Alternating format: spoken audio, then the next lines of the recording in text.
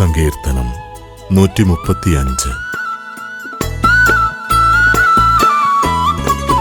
കർത്താവിനെ സ്തുതിക്കുവിൻ, കർത്താവിന്റെ നാമത്തെ സ്തുതിക്കുവിൻ.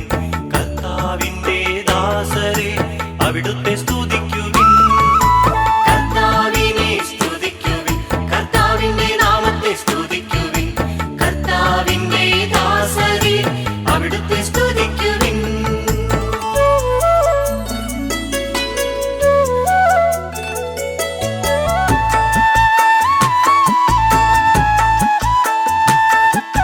കർത്താവിന്റെ ആലയത്തിൽ ശുശ്രൂഷ ചെയ്യുന്നവരെ, ദൈവത്തിന്റെ ഭവനാങ്കണത്തിൽ നിൽക്കുന്നവരെ അവിടുത്തെ സ്തുതിക്കുവിൻ.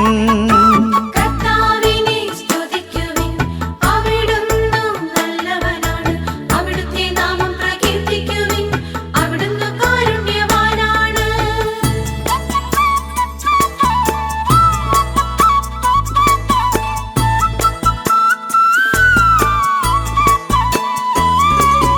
കർത്താവ് യാക്കോബിനെ തനിക്കായി ഇസ്രായേലിനെ തന്റെ അവകാശമായി തിരഞ്ഞെടുത്തു. കർത്താവ് വലിയവനാണെന്നും സകല ദേവന്മാരെയും കാൾ ഉന്നതനാണെന്നും ഞാനറിയുന്നു.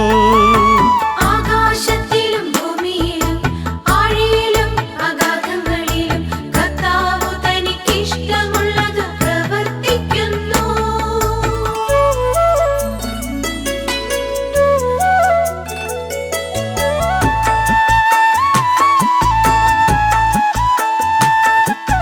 ഭൂമിയുടെ അതിർത്തികളിൽ നിന്നു മേഘങ്ങളെ ഉയർത്തുന്നത് അവിടുന്നാണ്.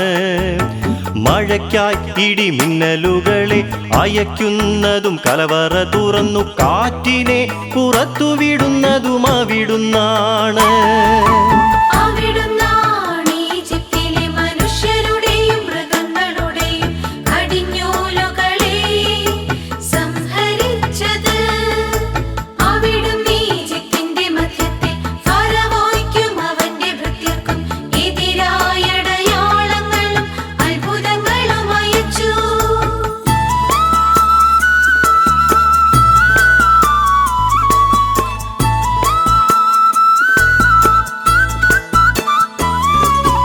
അവിടുന്ന് അനേകം ജനതകളെ തകർക്കുകയും ശക്തരായ രാജാക്കന്മാരെ വധിക്കുകയും ചെയ്തു.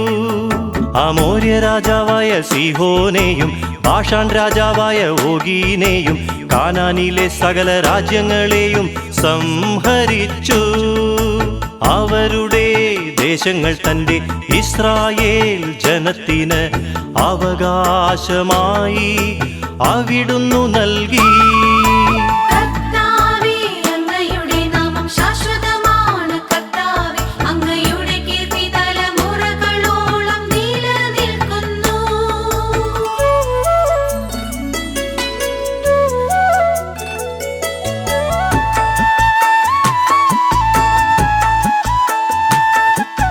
കർത്താവ് തന്റെ ജനത്തിന് നീതി നടത്തിക്കൊടുക്കും.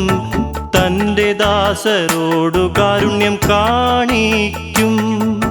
ജനതകളുടെ വിഗ്രഹങ്ങൾ പൊന്നും വെള്ളിയുമാണ്, മനുഷ്യരുടെ കരവേലകൾ മാത്രം. അവയ്ക്ക് വായുണ്ട്, എന്നാൽ സംസാരിക്കുന്നില്ല. അവയ്ക്ക് കണ്ണുണ്ട്, എന്നാൽ കാണുന്നില്ല. അവയ്ക്ക് കാതുണ്ട്, എന്നാൽ കേൾക്കുന്നില്ല. അവയുടെ വായിൽ ശ്വാസമില്ല.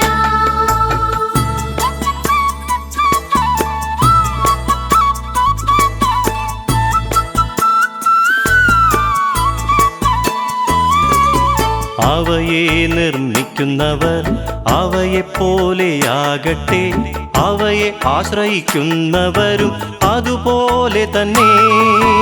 ഇസ്രായേൽ ഭവനമേ, കർത്താവിനെ വാഴ്ത്തുക. അഹരോന്റെ ഭവനമേ, കർത്താവിനെ വാഴ്ത്തുക. ലേവിയുടെ ഭവനമേ കർത്താവിനെ വാഴ്ത്തുക. കർത്താവിൻ്റെ ഭക്തരെ കർത്താവിനെ വാഴ്ത്തുവിൻ. ജെറുസലേമിൽ വസിക്കുന്ന കർത്താവ് സിയോനിൽ വാഴ്ത്തപ്പെടട്ടെ, വാഴ്ത്തപ്പെടട്ടെ.